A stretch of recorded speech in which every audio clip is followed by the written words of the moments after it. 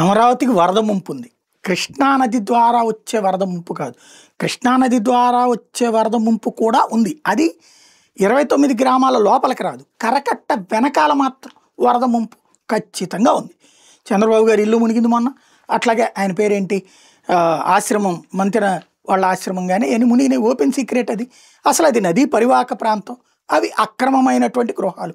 కానీ ఇక్కడ మనకి మన దేశంలో మన రాష్ట్రంలో దరిద్రం ఏంటి అంటే, మనకి నచ్చిన నాయకుడికి అయితే అంతా కరెక్ట్, మనకి నచ్చని వాళ్ళు అయితే ఏదైనా తప్పు అనేటటువంటిది ఉంటుంది. కాబట్టి నడిచిపోతూ ఉంటుంది. అది ఒక ఎత్తు అయితే, రెండో కాన్సెప్ట్ ఏంటి అంటే, కొండవీటి వాగు, పాలవాగు ఇవి పొంగినప్పుడల్లా, కొండపోత వర్షాలు వచ్చినప్పుడల్లా ఈ 29 గ్రామాల్లోని 11 గ్రామాలకైతే జలాలు వచ్చేస్తాయి. అక్కడ పొలాలు మునుగుతాయి.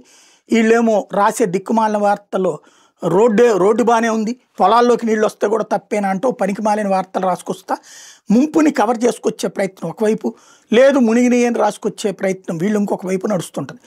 వరదే లేదు అనేది ఒక అబద్ధాన్ని చెప్పారు కదా వీళ్ళంతా. మరి వరదే లేకపోతే ఇప్పుడు వరద నివారణ కాలువలు ఎందుకు కట్టాలి? ఇప్పుడు అదే జ్యోతి రాసుకొస్తుంది.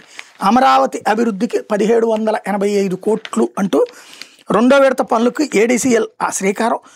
అమరావతి డెవలప్మెంట్ కార్పొరేషన్ లిమిటెడ్, ప్రపంచ బ్యాంక్ ఏడివి నిధులతో వస్తువులు, వరద నివారణకు ఉండవల్లిలో రెండో పంపింగ్ హౌస్, గుంటూరు ఛానల్ కొండవీటి వాగుపై 2 లేన్ల వంతెన, జోన్ 8లో మౌలిక సదుపాయాల కల్పనకు టెండర్ నోటిఫికేషన్. అంటే మరి వరద వస్తుందనే కదా అవి కట్టింది. అసలు ప్రపంచ బ్యాంక్ లోన్ ఇస్తుంది అందుకు కదా. కాబట్టి వరద ఉంటుంది. వాస్తవంగా గతంలో ఉన్నటువంటి రూల్స్ ప్రకారం ఇప్పుడు హైడ్రా ఏం చేస్తుంది, చెరువు పరివాహక ప్రాంతాలు, చెరువు నీళ్లు వెళ్ళే ప్రదేశాలు, వాటర్ ప్రవాహం ఉండేటటువంటి ప్రదేశాలు కట్టిన వాటిని అక్రమం అంటుంది. ఇక్కడ అది సక్రమం అంటున్నాం.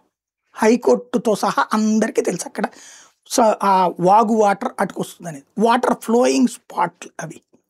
బట్ డిసైడ్ అయిపోయింది కాబట్టి ఆ జల ప్రవాహాన్ని అవతలకి మళ్ళించేందుకు ఇన్ని వేల కోట్లు అయితే ఖర్చు పెడుతున్నారు. ఇది సక్సెస్గా అయితే ఒక మహానగరం తయారవుతుంది. చెన్నై, హైదరాబాదు, బెంగళూరు తరహాలో అన్నట్టు. అదన్నా తొందరగా పూర్తి చేస్తే, వీటిని పక్కకి తీసుకెళ్ళగలిగితే అద్భుతమే. అది చెయ్యాలని కోరుకుందాం, ఆశిద్దాం.